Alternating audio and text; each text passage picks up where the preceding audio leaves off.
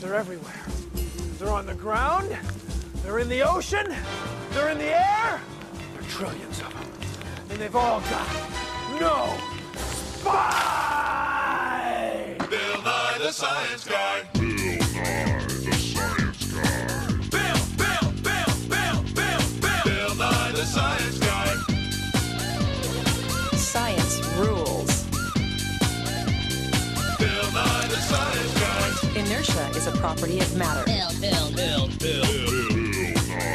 Science Guy. T minus 7 seconds. Bill Nye the Science Guy. Brought to you by Tex Nematodes Roundworm Roundup, the Dude Ranch for blood-sucking invertebrates. When you think of an animal, you probably think of one with a backbone. A fish, a frog, a horse, or a human. But 90% of the animals on Earth don't have backbones. If the number of animals with backbones were this big, the number of animals without backbones would be this big.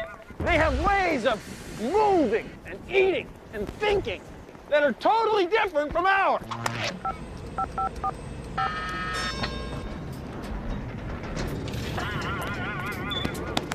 They're called invertebrates.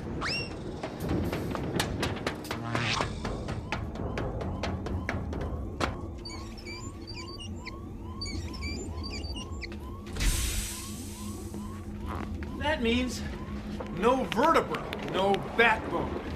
Now, most of the animals in the world don't have a backbone. And without them, there wouldn't be any of us backboners around. Now, take a look at this. It's our Where You Fit In chart of science. It's a chart of all the animals in the world. Now, right now, you are here. You're a human. You have a backbone, along with a few other animals. But today, you're here with the invertebrates. Most of the animals that live in the sea, bugs and insects on the land, and the worms that crawl on the ground. They all have no backbone. Now, here's a classic. It's a squid. Actually, it's a rubber model of a squid. And it's an invertebrate. And it moves something like this.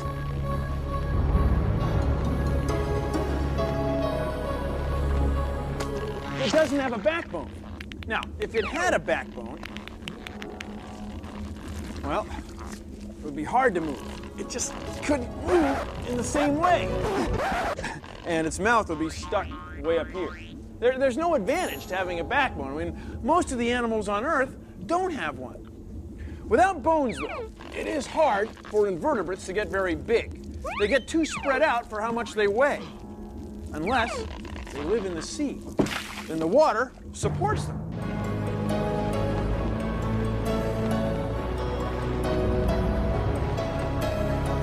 That's why some of the very largest animals on Earth live deep in the ocean. From high in the mountains to deep in the sea, invertebrates are everywhere.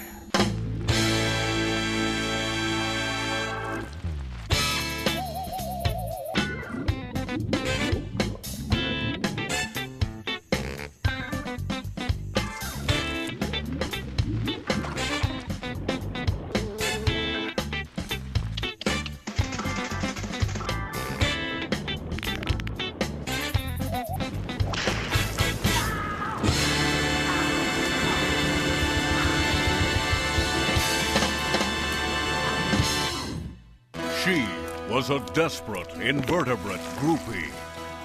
He was a spineless punk rocker. Together, they made rock and roll history. Squid and Nancy. A love story so moving, it will make your spine tingle. Boy, is he a loser. Hey, that's my cousin you're talking about. Yeah, right there. Oh, hi, I'm a vertebrate. That means I have a backbone. Animals without backbones are called invertebrates. Ow, sometimes I think they're better off without a backbone. Will you stop? This pond is teeming with invertebrates.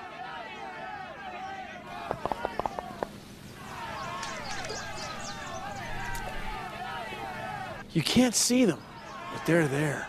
I know. Oh, yeah. I'll show you under the microscope.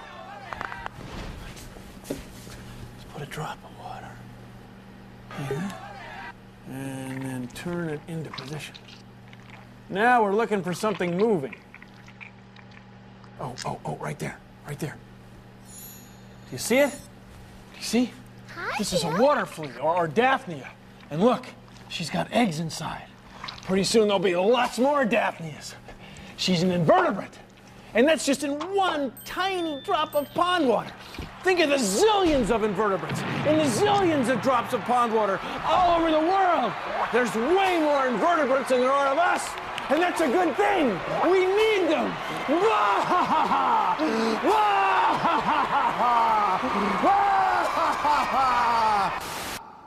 The best way to learn about invertebrates is to study them yourself. Take a big jar and fill it with wet soil.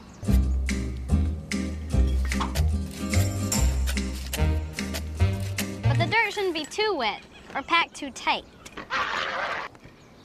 Pour a little bit of brown sugar on the top so your worms have something to eat. Then wrap some black paper around the jar. You know, because worms like their privacy. Now you add about a dozen worms. Cute. You can collect earthworms outside after it rains, or you just dig up some dirt and find them squirming around.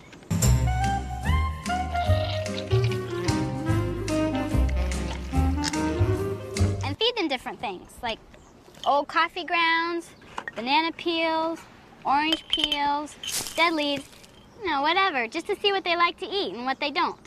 After a couple days, you can see all the pathways and the tunnels that the worms make and what they ate.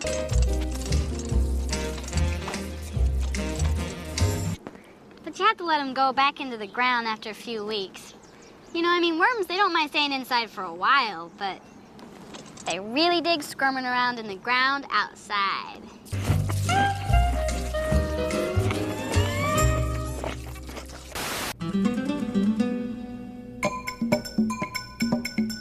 Butterflies are what? Insects. And insects are what? Invertebrates. That's right. Every insect is an invertebrate. Just because you're an invertebrate doesn't mean you're not pretty. You know, you might think of worms, slimy little protozoans. No, but butterflies are beautiful. And they've got no backbone. And if I sit like this too long, I'm not going to have a backbone either.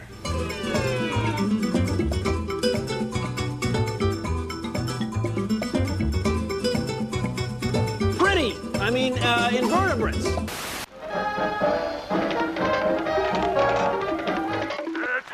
All right, listen up, you spineless creatures. Are you aware that you outnumber the others by about 30 to 1? Can live just about anywhere. Move in highly specialized ways. Oh, what if most of you are slimy and don't have a backbone? Invertebrates, you're supposed to be spineless. Now you there and you show them who rules the world.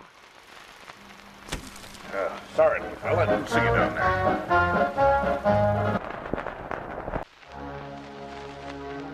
You are now witnessing a crab molt.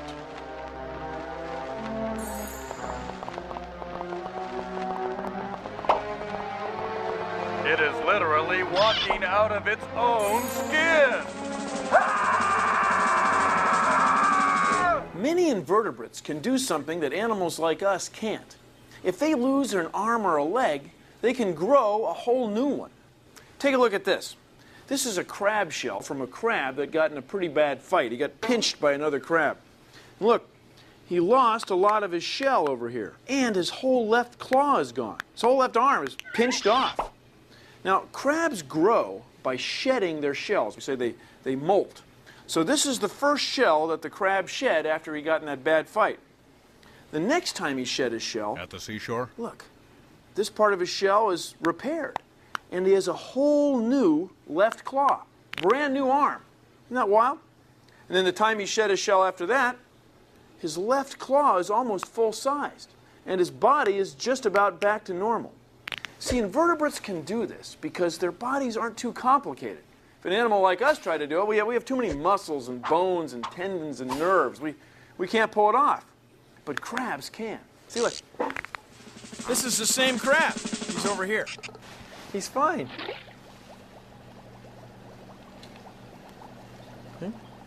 Strong swimmer. He's an invertebrate. He can regenerate parts of his body. Can't you?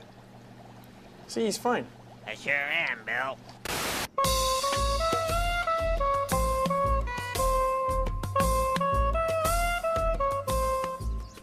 Alright, is there anything in there? Oh, weird. Got something? There's some caterpillars. Alright. This is a camel cricket, and it is nocturnal. And if we didn't set the trap, we wouldn't have known they lived in old growth forests because it's nocturnal and we would have never seen it. That's weird looking. Wait, look at that one. Oh, weird. Ew. We use the pitfall trap. It catches them live. It uses bait like fruit rinds and leaves and stuff. All invertebrates are very important to the forest. They each have a job or a place or a role. There's a camel cricket in there. Yeah. Black and kind of gold kind of stripes. We separate them out into different groups, and then we send them off to scientists, which identify them more closely. Invertebrates really rule. You and I are vertebrates. We have brains connected to a central nervous system which runs through our spine, our backbone. But invertebrates have no spines, so how do they know what to do? Well, please consider the following. Many invertebrates have what's called a nerve net. Their nerves are spread through their whole bodies and they operate without a brain.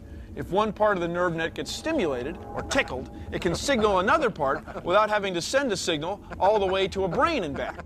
In a way, it's a lot less complicated. So, if this side of the sea jelly gets a signal like, what's that smell? And then, go this way.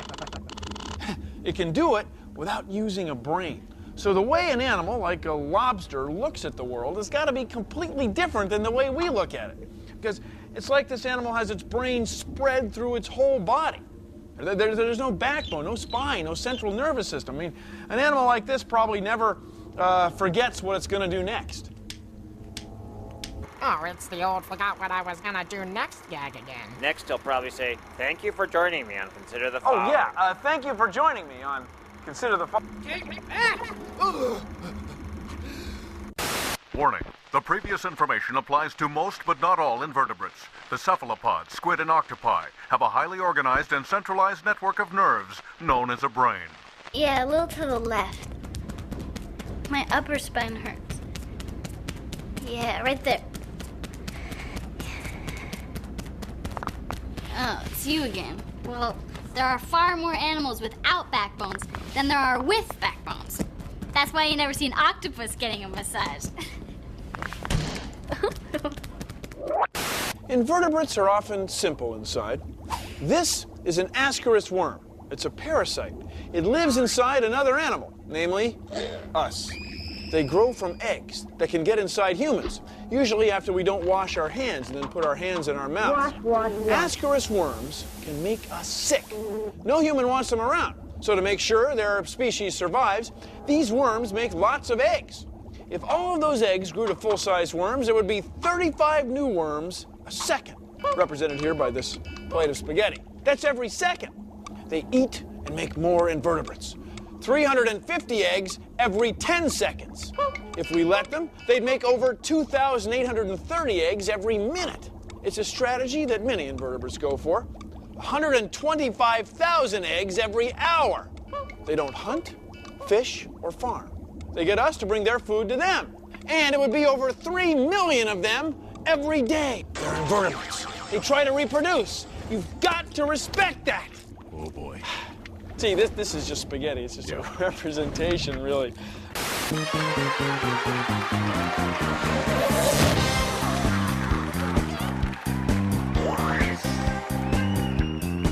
Welcome to Club Invertebrate, where we dance like we have no backbone. Woo! I'm Suzanne, and this is your DJ, Bill Nye the Science Guy. We're going to start things off by taking it back, way back into time, to the primordial ooze, where the invertebrates got their start in a little club called the Shallow Sea. 7 invertebrates crawl.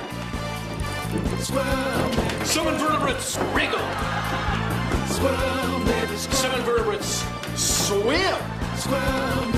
Some invertebrates fly.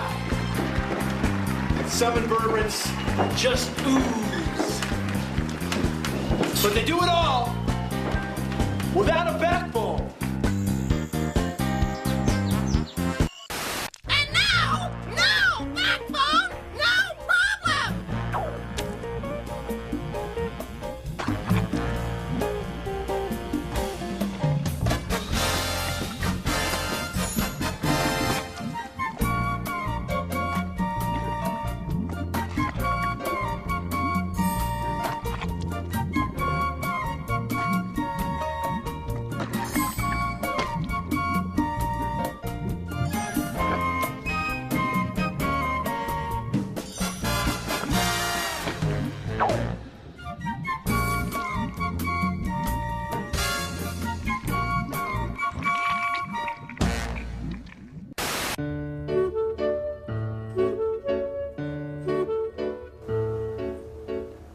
These are jellies, sea jellies, jellyfish. Of course, they're not fish at all because they have no backbones. They're invertebrates. They drift through the sea, eating tiny little things. They're carnivores.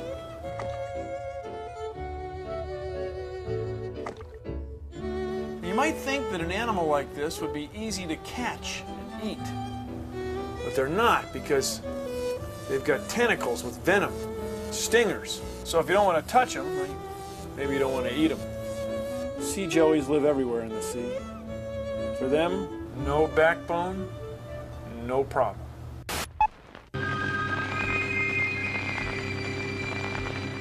Well, look, of course the movie stunk. The director's a dung beetle. Second, I'm gonna lose this guy. I gotta go. Yeah, my tapeworm is here. Hey, T-worm man, how you doing? Don't the buzz on you, okay? People find you disgusting. Say you live in their intestines, absorbing their food. Well, you know what I say? I say, hey people, lose weight the easy way with the tapeworm diet.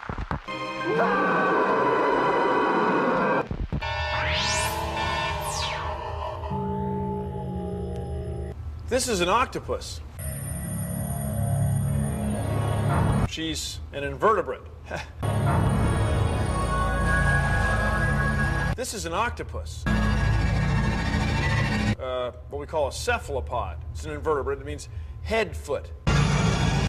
See, her head is where she has her eyes. And this big sac back here is where she has all her internal organs. Then she uses her brain to control all these arms, which go all over the place.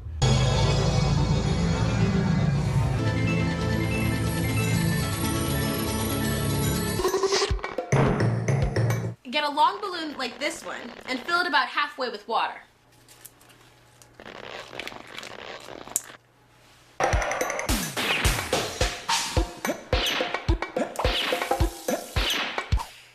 Now tie a knot in it.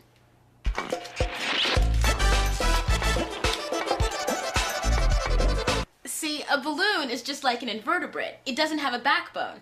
So if I hold it like this, it folds in the middle. It loses its shape and it can't support its own weight. But look, when you put it in the water, it straightens out. The water supports it. That's why the world's largest invertebrates, like octopi and giant squid, live in the sea, because the water supports them.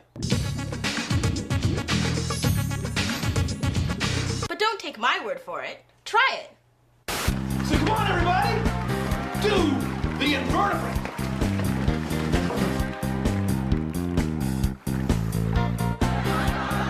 Just can't stop when I got no spine. You're so beautiful, my sweet. So intelligent. So elegant. A spine would only get in the way. We know. Your day will come. The oceans will rise. The cities will sink. And then invertebrates like you will, dare I say, rule the world. This is a sea star. What's he saying? I think he's saying, this is a sea star. We used to call them starfish, but they're not fish that live in the sea, so we call them sea stars. They don't have a backbone. They're invertebrates. See, it's got 5 limbs. If one of them breaks off, it can regenerate. Aha!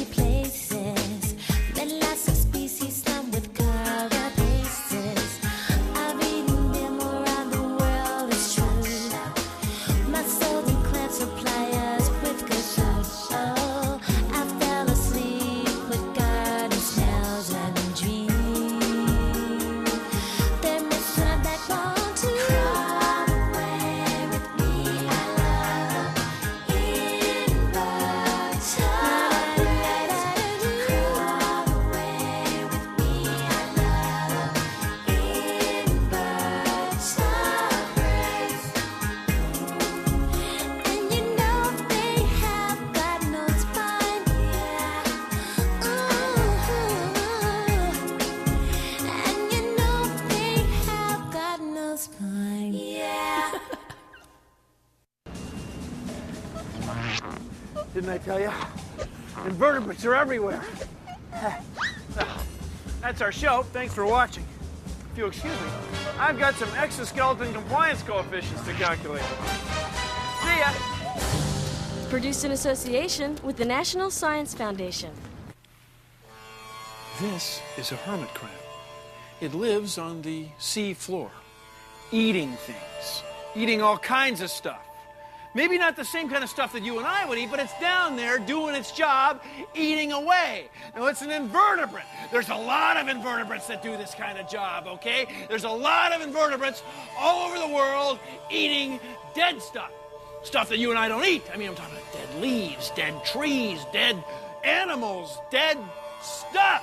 See, without the invertebrates down there eating, well, then you and I would be buried alive, okay? We wouldn't be up to here. We wouldn't be up to our knees. No, we'd be up to here. We would disappear. There would be no more us, okay? There would be no humans without invertebrates. See, the invertebrates have been in the world a long time.